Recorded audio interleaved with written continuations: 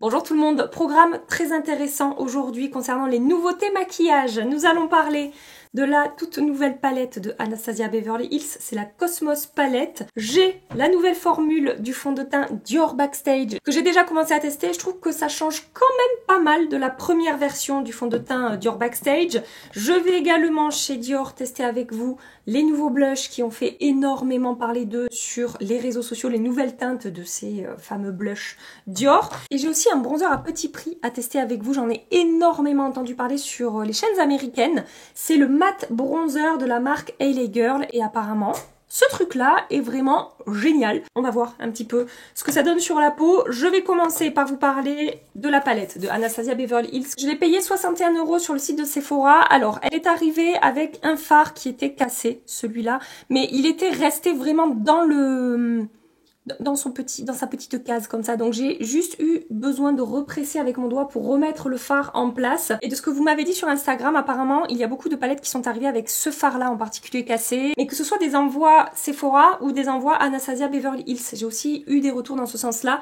et je pense que voilà, il doit y avoir certaines formules un petit peu plus fragiles que d'autres au niveau des fards qui sont proposés dans cette palette. Donc maintenant, concernant l'harmonie des teintes de cette palette, je trouve qu'elle est vraiment bien pensée. C'est une palette moi que je vais pouvoir utiliser toute l'année.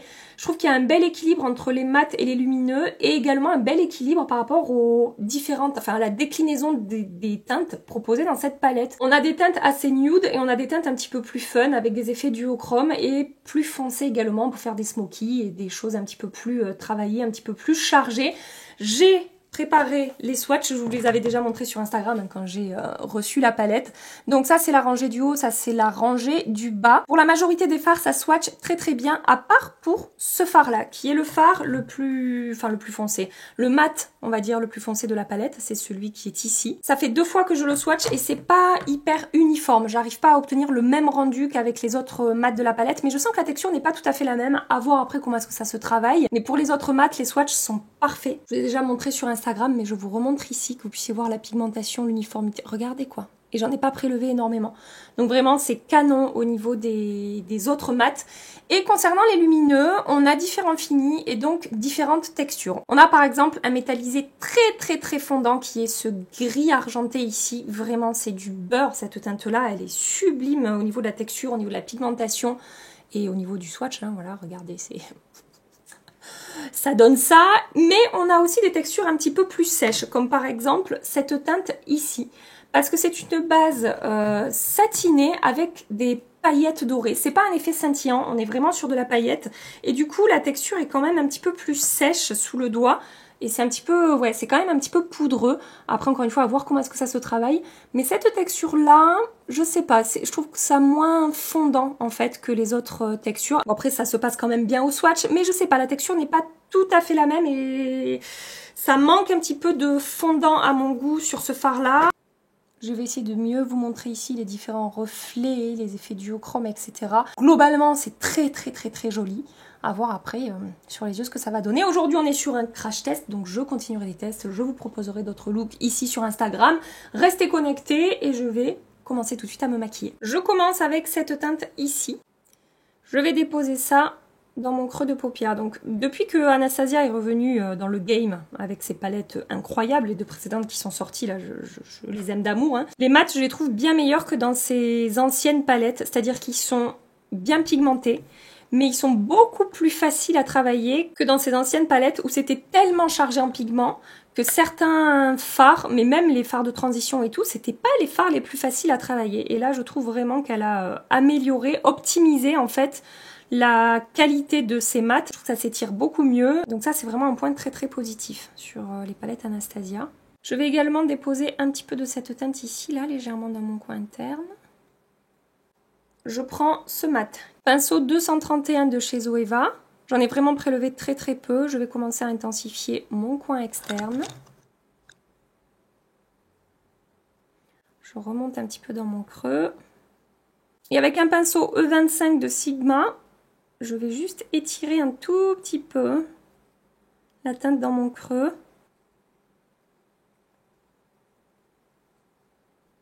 Et je vais également déposer ça, creux coin interne ici, et un petit peu dans mon coin interne paupière mobile. Ensuite, je prends cette teinte ici, donc c'est la teinte qui ne swatche pas super bien. Et avec le Small Pencil de Nabla, je vais réintensifier encore plus mon coin externe. J'ai essayé de le déposer en aplat, ce fard. Et je remonte aussi dans mon creux.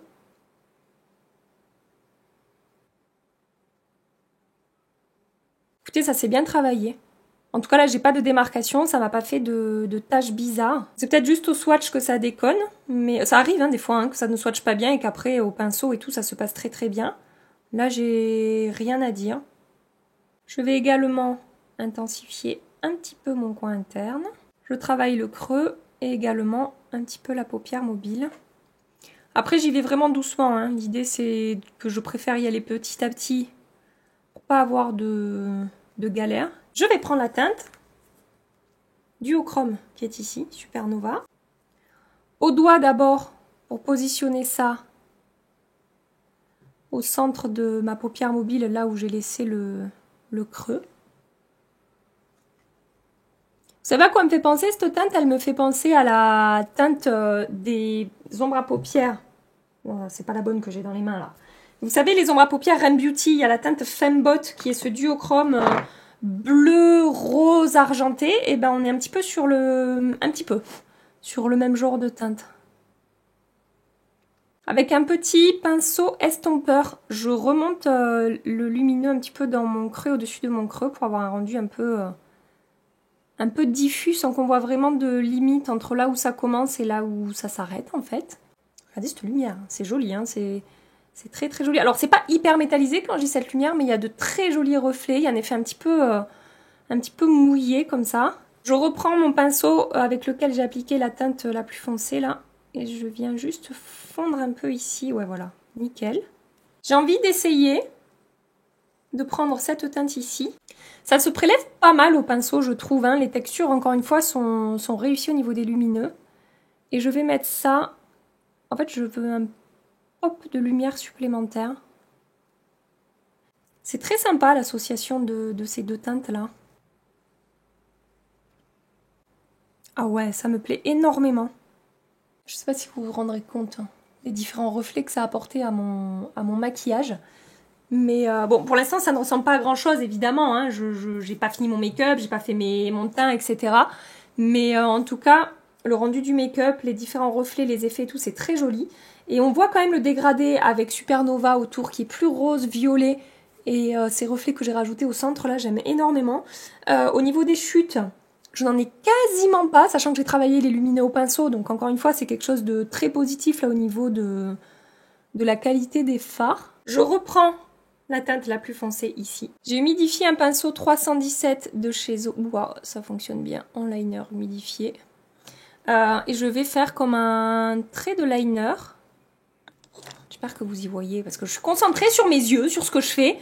Et du coup, j'ai du mal à surveiller ce qui se passe dans le retour écran. Au niveau du focus, etc. La bouche ouverte et tout. Je suis d'un glam incroyable. Je longe ma ligne de cils très précisément sur la première moitié de mon œil. Et ensuite, je vais faire un... Alors, ça va pas vraiment se voir, ça va se fondre dans ce que j'ai fait précédemment. Mais je veux quand même genre un trait de liner. Et avec le pinceau, le premier pinceau avec lequel j'avais travaillé cette teinte-là, je vais flouter un petit peu ici. Bon, je pense que j'ai obtenu ce que je voulais là. Je restompe un tout petit peu les bords ici.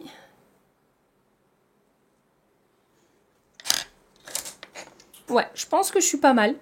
Donc, je maquille mon deuxième œil et mascara et je reviens avec vous. Je terminerai le maquillage des yeux après. Je vous montre juste le rendu là, comme ça, avec le mascara. Pour l'instant, je n'ai rien à dire par rapport à la qualité des fards et je suis très contente du rendu de mon maquillage. Bon, je vous proposerai quelque chose de beaucoup plus simple et de plus léger dans les prochains make-up parce que là, on est quand même sur un truc... voilà, un petit peu chargé. Je passe maintenant au teint. J'ai déjà appliqué ma base. Les produits appliqués hors caméra seront dans la barre d'infos.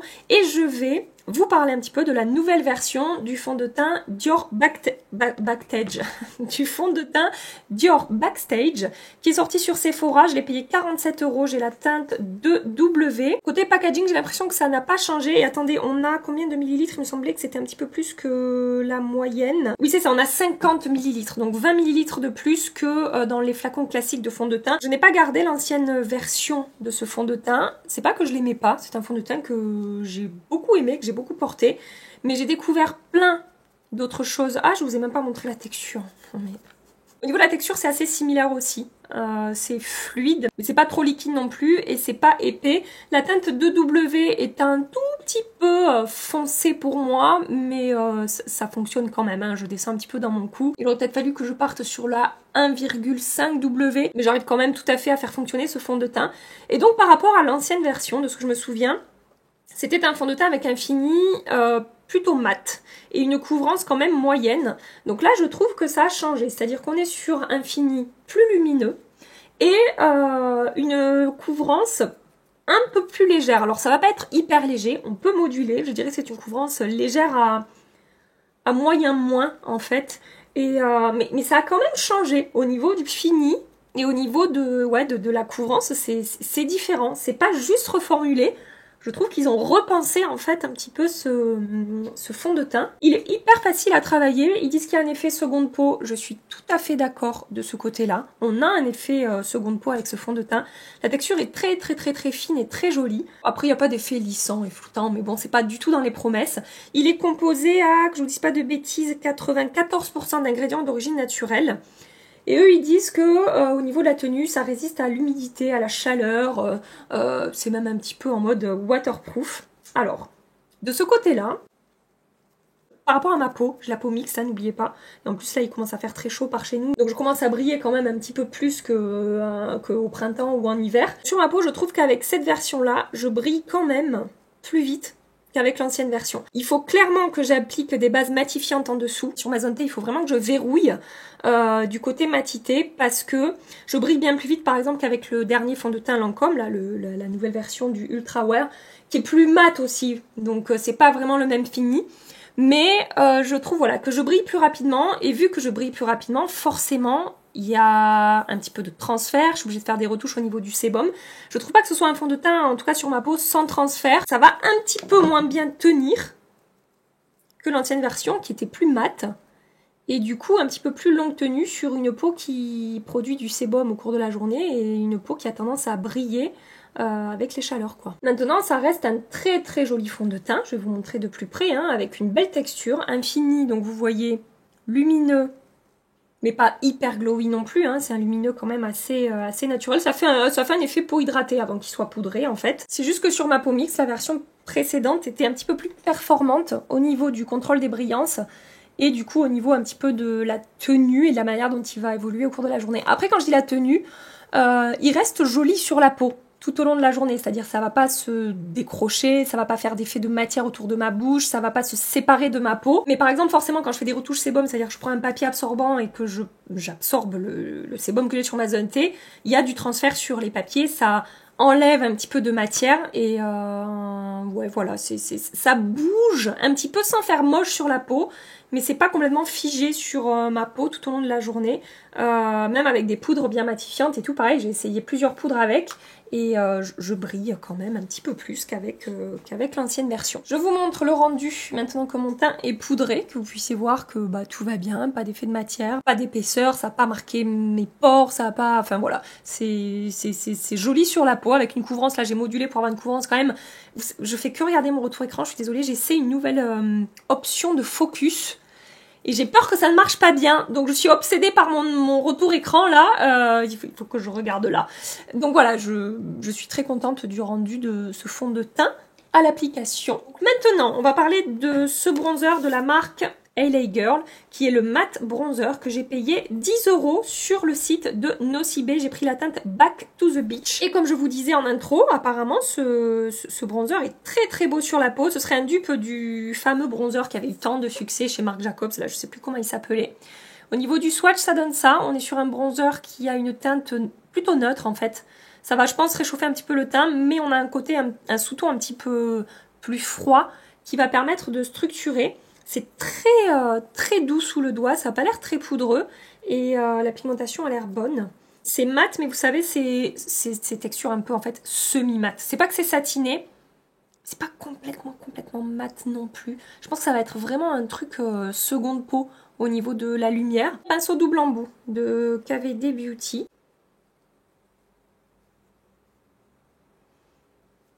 Premier coup de pinceau. C'est un peu plus chaud que ce que je pensais. C'est pas orange non plus. Mais bon, à voir comment ça va évoluer. Mais là, je trouve que le côté neutre ressort un petit peu moins sur la peau que ce que je peux voir dans le boîtier.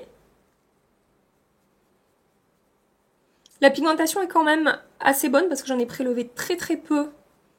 J'ai déjà une belle intensité sur ma peau. Par contre, il s'est étiré et estompé hyper facilement.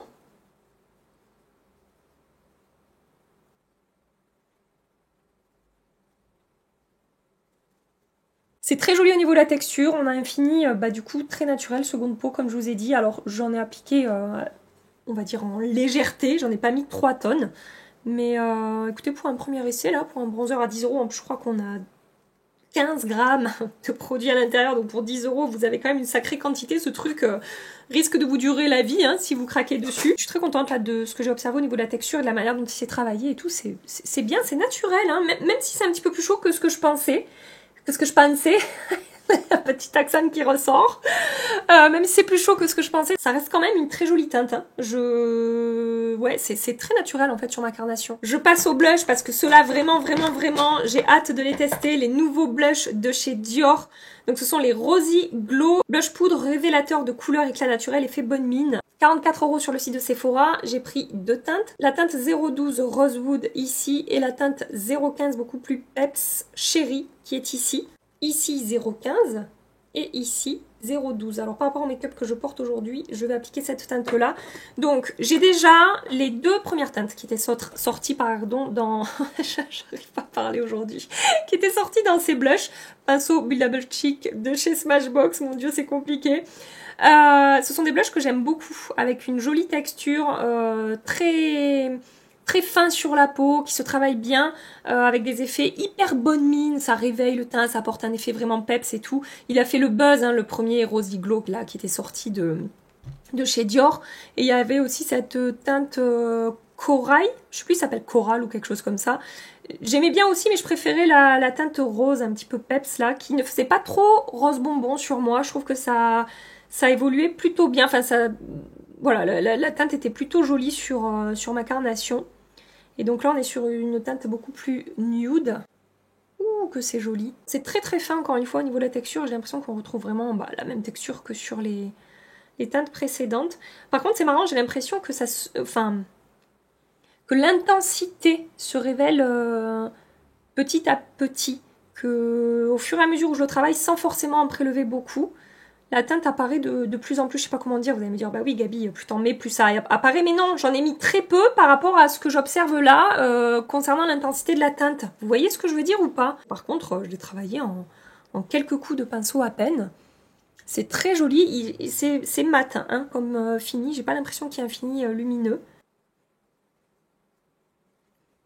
La teinte est très jolie. Ça apporte un effet bonne mine. Je voyais peut-être ça un tout petit peu plus nude du coup, mais finalement, j'aime bien cet effet à la fois nude et à la fois effet blush bonne mine qui va quand même bien réveiller le teint. C'est pas un nude trop fade en fait. Après, est-ce qu'il est incroyable? Est-ce que je suis bluffée comme quand j'ai testé pour la première fois les blushs Too Faced? Non.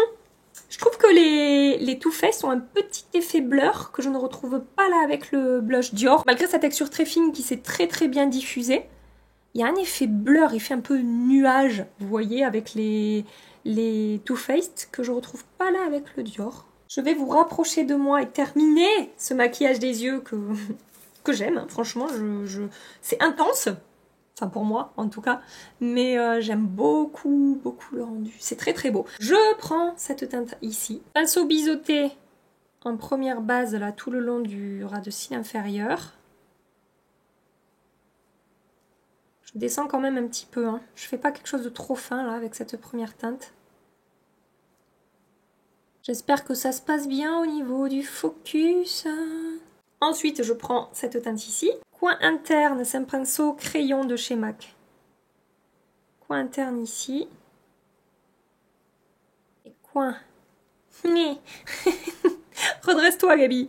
Coin externe ici. Je vous dis, franchement, des fois, c'est compliqué de se concentrer à la fois sur ce qu'on est en train de se faire sur la tronche et tout ce qui tourne, les éclairages, les machins, les trucs. Punaise. Et avec la pointe, je remonte. Coin externe ici. Hop là. Je reprends ce mat ici avec un tout petit pinceau précis de la marque Beauty Bella. J'intensifie un tout petit peu. Aura. Mon ras de cils, coin interne, coin externe. Fais le poisson, Gabi, fais le poisson. Je reprends cette teinte là. Je vais déposer ça au centre de mon ras de cils inférieur. Je prends cette teinte ici, touche de lumière, coin interne. Cette teinte est sublime, sublime, sublime. La lumière de ce fard, c'est quand même quelque chose. Pour aller au bout du smoky, j'ai mis un crayon noir dans ma muqueuse, mascara de cils inférieur et sur mes lèvres, un petit gloss léger, le Lip Maximizer Hyaluronic Lip Plumper de Dior en teinte 012. Et j'ai terminé donc ce maquillage. Je vous montre le rendu final sur les yeux. Franchement, j'adore la manière dont se sont comportés les fards, le rendu sur les yeux au niveau de la lumière, du rendu des mats, du rendu des lumineux que j'ai utilisé aujourd'hui parce que je n'ai pas tout utilisé. Ça s'est très bien passé, même pour le mat très foncé qui swatchait mal, et ben finalement travaillé au pinceau comme ça s'est très très bien passé. Sur le teint, tout va bien aussi. Blush, bronzer, fond de teint, pour l'instant, tout est nickel, les textures, le rendu, c'est hyper naturel et tout. J'aime beaucoup, beaucoup l'association du bronzer avec le blush, là. Au niveau des teintes, ça s'est très bien fondu. Je vous montre le rendu d'un petit peu plus loin de ce maquillage. Pour moi, de soirée, que je vais porter toute la journée. Les reflets, ça se voit bien, l'effet duochrome et tout. Enfin, les effets duochrome, parce que j'ai mélangé plein de fards différents. Bref, très jolie, je suis très contente. Je vous retrouve ce soir. Je vous fais des bisous et je vous dis à tout à l'heure. Ça fait 8 heures à peu près que je porte le maquillage. Je n'ai pas fait de retouche. Je vais commencer par vous parler du maquillage des yeux parce que ça va aller très vite. Ça n'a absolument pas bougé, pas migré, pas filé dans mes plis de paupières. Ça ne s'est pas atténué. C'est toujours aussi joli au niveau de la lumière, au niveau du rendu du maquillage. Je vous ai mis une petite story sur Instagram. Vous avez adoré ce make-up, et moi aussi, voilà. Évidemment, je continue les tests, puisque je n'ai même pas testé tous les fards aujourd'hui. Concernant le fond de teint maintenant, comme je vous ai dit, voilà, au bout de 8 heures, je brille quand même pas mal.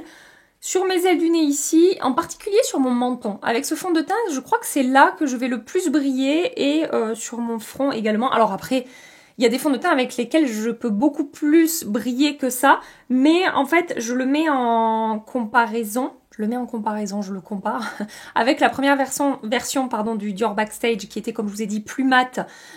Et du coup, voilà, je brille quand même un petit peu plus vite. Mais comme je vous ai dit, c'est pas un fond de teint qui va se séparer de ma peau, qui va faire des effets de matière malgré le sébum. Ça reste joli, c'est-à-dire que si je fais une retouche, ça va. En fait, il n'y a pas d'effet de matière et tout. Mais ce côté sans transfert, très longue tenue au niveau, voilà, de la résistance à la chaleur et tout, sur ma peau, je suis pas hyper convaincue parce que si là je touche mon menton alors que je brille comme ça, forcément je vais avoir du transfert sur mon doigt. Je vais avoir beaucoup plus tendance à utiliser le Heal Maquillage ou le fond de teint Lancôme par exemple en ce moment. Ouais, sur mon nez je brillais pas mal aussi, je sais pas si ça se voyait à la caméra. Après, concernant sa texture, je le trouve peut-être plus léger que la première version du Dior Backstage, mais aussi un tout petit peu moins couvrant comme je vous ai dit, bien que voilà, ça m'a fait quand même un très joli teint. C'est pas une couvrance très légère non plus. Et concernant le blush et le bronzer, ça a très très bien tenu. Je n'ai absolument rien à dire de ce côté-là. Je suis très contente de ce que j'ai observé sur ma peau. Que ce soit le bronzer à petit prix qui s'est très bien comporté et tout, et le blush Dior dont J'ai adoré la teinte. Voilà pour la tenue de ces produits, pour ce point en fin de journée.